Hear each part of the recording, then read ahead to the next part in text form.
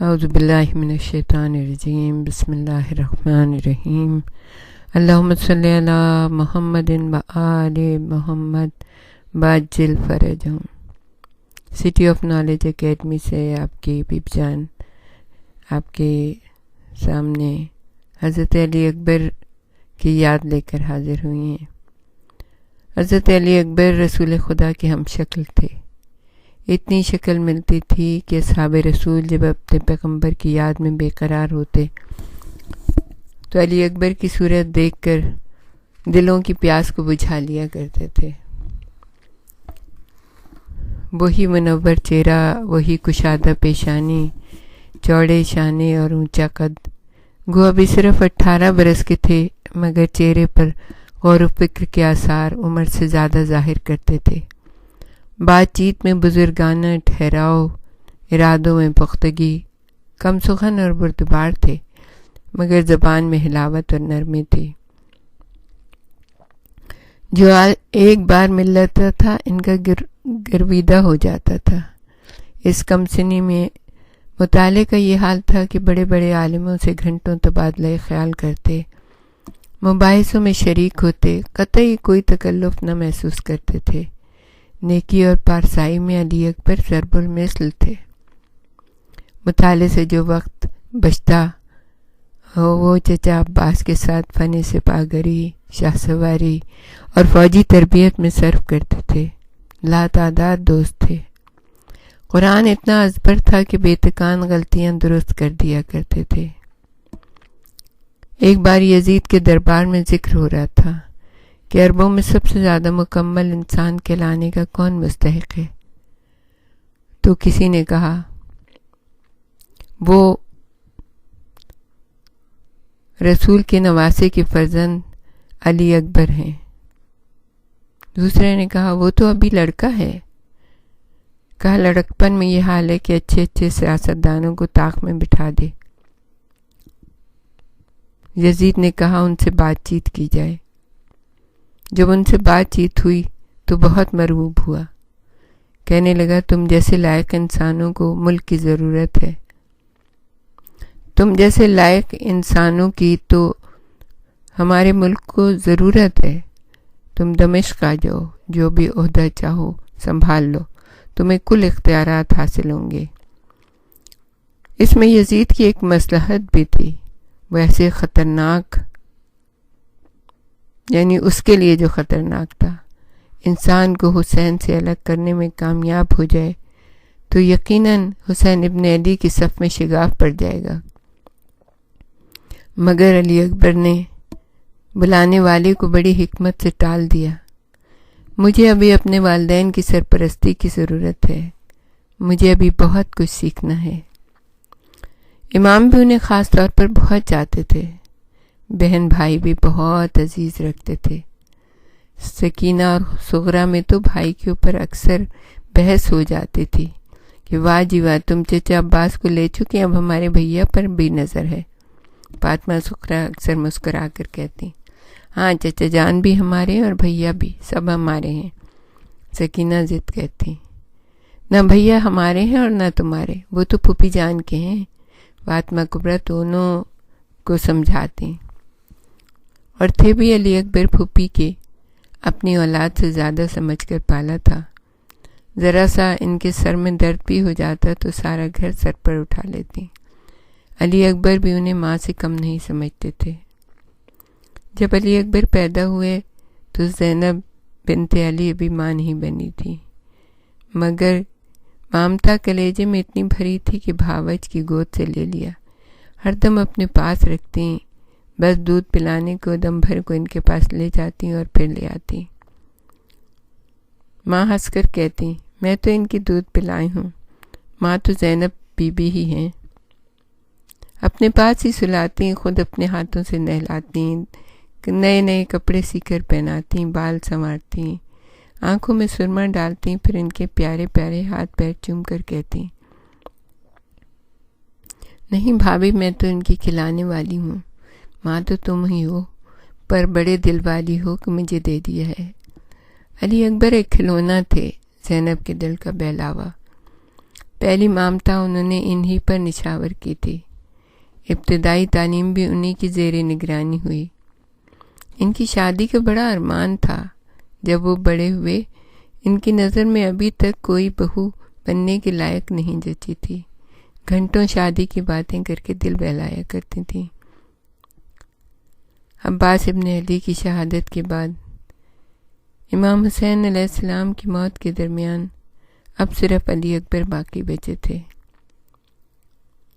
باپ کی حالت دیکھ کر ان کی ہمت نہیں پڑ رہی تھی کہ ان سے کس طرح سے موت کی رخصت لے لیں۔ امام عالی مقام اپنے خیمے میں سر جھکائے تنہا بیٹھے تھے۔ سب یار دوست اور پیارے صبح سے جا رہے تھے۔ آہستہ آہستہ وہ خیمہ جو رات کو اصحاب و انصار اور عزیزوں سے بھرا ہوا تھا خالی ہو گیا تھا۔ بس جانے والوں کی کچھ بھولی ہوئی نشانیاں رہ گئی تھیں۔ ہر آہٹ پر امام کا دل لرز اٹھتا تھا کہ کہیں علی اکبر رن میں جانے کی اجازت لینے تو نہیں آ گئے۔ انجام کی خبر تھی، مگر باپ کا دل تھا نا، اپنے پیارے بیٹے کی زندگی کے ایک ایک لمحے کو غنیمت سمجھتا ہے۔ جو پل بھی ٹل جائے وہی اپنا ہے، جانا سب کو ہے، مگر جسے 18 برس پلکوں کی چھاؤں میں پالا، اسے درندوں کے غول میں تیر اور برچیاں کھانے کو کوئی کس دل سے بھیجے؟ جوان بیٹے کے داغ سے تو موت کہیں زیادہ آسان ہوگی۔ ان ظالموں کو ذرہ برابر پرواہ نہیں کہ ایک مجبور باپ کے دل پر کیا ستم ٹوٹ رہے ہیں۔ کیا وہ سب بے اولاد ہیں؟ کیا کبھی کسی نے اپنے بیٹے کو زانوں پر نہیں بٹھایا؟ اس کے جسم میں خود اپنے وجود کو پا کر فخر نہیں محسوس کیا؟ نہیں، یہ نہیں ہوگا۔ ہم علی اکبر کو مرنے کی اجازت نہیں دیں گے۔ اب ہم میں اور کم سہنے کی سکت نہیں۔ امام خود سے کہہ رہے تھے کہ غیب سے ایسا لگا کسی نے آواز دی، حسین تمہیں ابھی بہت سہنا ہوگا، مرنا نسبتاً آسان ہے۔ بچوں کی میتوں کو اٹھانا اور اس کو دیکھنا، ہمت نہ ہارنا صرف تمہارا ہی حصہ ہے، جنہیں خدا نے مشعل راہ بنایا ہے۔ ابھی آزمائش کے بہت سے مرحلوں سے گزرنا ہوگا، تمہیں اپنا کردار ادا کرنا ہوگا۔ جب علی اکبر کچھ نادم، کچھ مجبور سر جھکائے خیمے میں داخل ہوئے تو امام کی نظر پہلے ان کے پیروں پر پڑی۔ یہ پیر کبھی کتنے ننھے تھے، ڈگمگاتے لرزتے۔ جب پاؤں چلنا شروع کیا تھا، سانس روکے وہ ننھے سے بچے کی پہلی اڑان دیکھتے تھے۔ ہر قدم پر دل ساتھ چل رہا ہوتا تھا، جیسے ان کا بیٹا نہیں، وہ خود ان کے جسم میں سرایت کر کے میدان عمل میں پیدا قدم اٹھا رہے تھے۔ انسان اپنی اولاد کے وجود میں غرق ہو کر خود اپنی ہستی کو بھلا بیٹھتا ہے۔ بانو بھی ہاتھ پھیلائے دھڑکتے دل سے ساتھ ساتھ چل رہی ہوتی تھی کہ جو ہی بچہ گرنے لگے جھٹ سے سنبھال لیں۔ کئی بار علی اکبر ڈگمگائے، بانو تڑپ کر لبکی، لیکن امام نے اشارے سے روک دیا۔ بچے سے پہلے قدم کی جیت کا احساس نہیں چھیننا چاہیے۔ اور جب علی اکبر 4 قدم چل لیے تو ایسا معلوم ہوتا تھا ہفتے اقلیم فتح کر لیا تھا۔ سارا دن پھول کی طرح دل کھلا رہا تھا۔ آج وہ قدم موت کی طرف جانے کے لیے اجازت لینے آ رہے تھے۔ امام نے علی اکبر کے سوال سے پہلے جواب دے دیا تھا۔ عباس کی موت نے ہمیں زندہ درگور کر دیا ہے۔ ہمارے بعد ان دکھیاروں کا بھی کوئی سہارا باقی رہنا چاہیے۔ ہم نے فیصلہ کر لیا ہے کہ اب ہم مقتل میں جائیں گے۔ ہمیں امید ہے کہ وہ ہمارے بعد تمہیں چھوڑ دیں گے۔ بابا جان، میں یہ حق تلفی برداشت نہیں کر سکوں گا۔ مجھے چچا جان سے پہلے جانے کا حق تھا، مگر چونکہ وہ پانی لینے گئے تھے اس لیے میں خاموش رہا۔ میری زندگی میں آپ کے مقتل میں جانے کا سوال ہی نہیں اٹھتا۔ بیٹے کے سامنے باپ شہید کیا جائے، خدا اس سے قبل مجھے اندھا کر دے۔ علی اکبر، ہمارا بوڑھا دل پھٹا جاتا ہے، ہم پر ترس کھاؤ۔ بابا، میں دنیا میں منہ دکھانے کے قابل نہ رہوں گا۔ جعفر، عباس، محمد، قاسم، اون، ہمارے سامنے کے بچے تک شہادت کا مرتبہ پائیں اور ہم زندہ رہیں۔ عورتوں اور بچوں کے ساتھ پابچولا گردن میں رسی باندھ کر شہر در شہر گھسیٹا جائے، یزید کے دربار میں ہمیں خوار کیا جائے، کیا آپ یہ برداشت کریں گے؟ نہ میں بیمار ہوں اور نہ علی اصغر کی طرح گود کا بچہ ہوں۔ میں اس توہین کا کسی طرح بھی سزاوار نہیں ہوں۔ تھوڑی دیر امام سر جھکائے آنکھیں بند کیے خاموش بیٹھے رہے۔ پیار ماں باپ کو کبھی بڑی بات کہنے پر مجبور کر دیتا ہے۔ ٹھیک کہتے ہو، یہ شہادت اس زندگی سے بہت آسان ہوگی جو قید و بند میں گزارنا پڑے گی۔ میں تم سے جہاد کا حق نہیں چھین سکتا، مگر جاؤ، پہلے اپنی ماں سے اجازت لے لو۔ بیٹے پر ماں کا حق باپ سے زیادہ ہوتا ہے۔ علی اکبر کے جانے کے بعد امام کے چہرے پر نرم سی مسکراہٹ آ گئی۔ آج ان کے بیٹے نے حکم عدولی کی جرأت کی تھی، زندگی میں پہلی بار۔ کوئی ضد کی تو جان بچانے کے لیے نہیں کی تھی، جان دینے کے لیے کی تھی۔ مادر گرامی، یہ سراسر ظلم و زیادتی ہے، علی اکبر نے ماں کے قدموں میں جھک کر شکایت کے لہجے میں کہا۔ کیا بات ہے میرے لال؟ بانو گھبرا گئیں۔ چٹپنے سے ہی علی اکبر اپنی چھوٹی موٹی شکایتیں لے کر پھپھی کے پاس جایا کرتے تھے۔ آج ماں کو کیسے یاد کیا؟ جی میں ہزاروں وہم سر اٹھانے لگے۔ بابا فرماتے ہم کو ظالموں کے قید و بند میں رہنا پڑے گا۔ خدا نہ کرے۔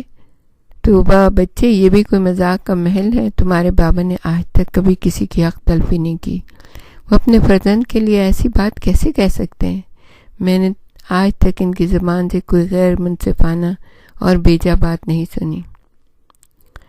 میری بدقسمتی ہے کہ آج مجھے اپنے حق سے محروم کرنا چاہتے ہیں۔ اللہ میاں، آپ ہماری سفارش کر دیجئے۔ سفارش؟ بانو گھبرا گئی۔ امام سے اور کسی کی سفارش کی ضرورت پڑے؟ یہ کیسے ہو سکتا ہے؟ تو پھر ہمیں میدان جنگ میں جانے کی اجازت دلوا دیجئے۔ علی اکبر نے ایسے لہجے میں ضد کی جیسے بازار میں تماشا دیکھنے جانے کی اجازت مانگ رہے ہوں۔ بانو کلیجہ تھام کر رہ گئیں۔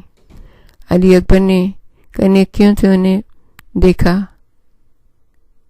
پہلے بچے تھے، پھوپھی نے پالا تھا، مگر ماں ان پر جان چھڑکتی تھی۔ قاسم گئے، اون محمد گئے، اور غضب تو دیکھیے چچا عباس گئے۔ ہم منہ تکتے رہ گئے، اور اب فرما رہے ہیں کہ ہم نہیں جا سکتے، وہ خود تشریف لے جائیں گے۔ یا اللہ! بانو بیٹے کا منہ تکنے لگی۔ ایسا لگا کسی نے شہرک پر تلوار کا بھرپور ہاتھ مار دیا ہے۔ خون بوند بوند رس رہا ہے۔ ایک طرف سہاگ، دوسری طرف کوک کا مان۔ دونوں میں سے پہلے کسے اجاڑیں؟ یہ ان سے پوچھا جا رہا ہے۔ اتنے میں خود امام علی مقام خیمے میں تشریف لائے۔ تم ہی سمجھاؤ بانو۔ یہ سارا فتنہ ہمارے دم سے ہے، ہمارے لہو سے ان ظالموں کی پیاس بجھ جائے گی، باقی لوگوں کی جان بچ جائے گی۔ تمہیں علی اکبر بہت پیارے ہیں، تم انہیں ساتھ لے کر کسی محفوظ مقام پر چلے جانا۔ ان کی شادی کا ارمان لیے بیٹھی ہو، جاؤ ہمیں بھی یاد کر لینا، ہماری روح بھی تمہاری خوشی میں شریک رہے گی۔ بانو دم بخود کبھی بیٹے کو اور کبھی باپ کو دیکھ رہی تھیں۔ آج یہ دونوں جی میں کیا ٹھان کر آئیں؟ امام کہہ رہے تھے خدا تمہیں علی اکبر کی دلہن نصیب کرے۔ وآخر دعوانا ان الحمد للہ رب العالمین۔ اللہم صلی علی محمد و آل محمد وعجل فرجہم۔